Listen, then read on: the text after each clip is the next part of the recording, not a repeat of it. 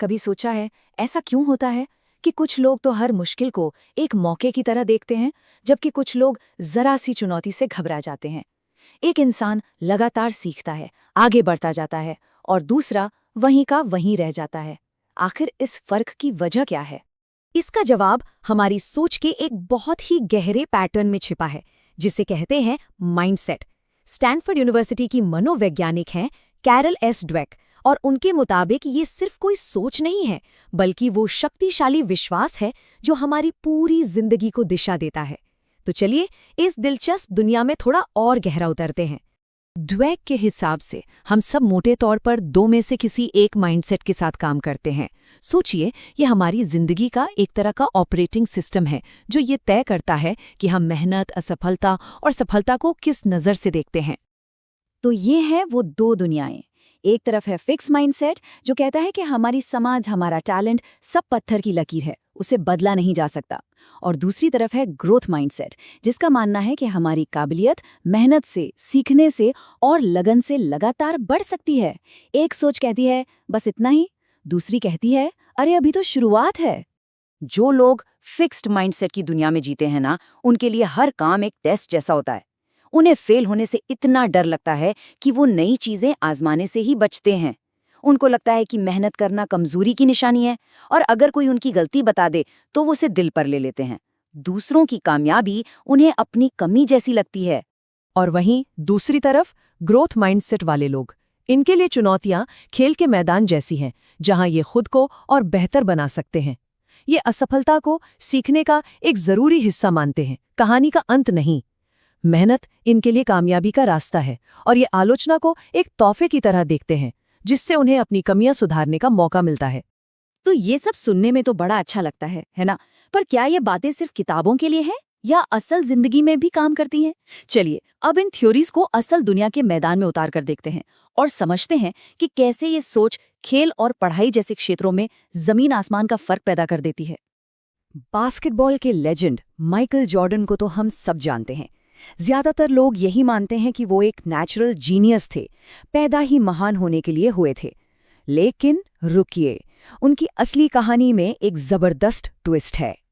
क्या कोई यकीन कर सकता है कि माइकल जॉर्डन को उनकी हाई स्कूल की बास्केटबॉल टीम से निकाल दिया गया था? अगर उनका माइंडसेट फिक्स्ड होता तो शायद कहानी वहीं खत्म हो जाती। लेकिन उन्होंने इसे एक चुनौती की तरह लिया। उन्होंने अपनी कमियों पर इतनी मेहनत की, इतनी प्रैक्टिस की कि वो दुनिया के महानतम खिलाड़ी बन गए। उनकी महानता जन्मजात टैलेंट की नहीं, बल्कि एक ग्रोथ माइंडसेट और बेहिसाब मेहनत की देन थी। तो ये सवाल उठता है कि ये सोच आखिर बनती कैसे है? क्या हम इसके साथ पैदा होते हैं या इसे सीखते हैं? जवाब है कि ये हमारे आसपास के माहौल से बनती है, खासकर उन संदेशों से जो हमें बचपन में अपने बड़ों से मिलते हैं। यहाँ एक बहुत ही छोटा लेकिन बहुत जरूरी फर्क है। जब हम किसी बच्चे से कहते हैं वाह तुम कितने स्मार्ट हो, तो हम अनजाने में उसे एक फिक्स्ड माइंडसेट की तरफ धकेल रहे होते हैं। लेकिन जब हम कहते हैं वाह तुमने इसके लिए बहुत मेहनत की, तो हम उसे सिखाते हैं कि नतीजा मेहनत और कोशिश पर निर्भर करता है। एक बहुत मशहूर स्टडी हुई थी। बच्चों को दो ग्रुप में बांटा गया। एक ग्रुप की तारीफ उनकी बुद्धिमानी के लिए की गई और दूसरे की उनकी कोशिश के लिए। इसके बाद जब दोनों को एक मुश्किल पहेली दी गई तो नतीजे हैरान करने वाले थे।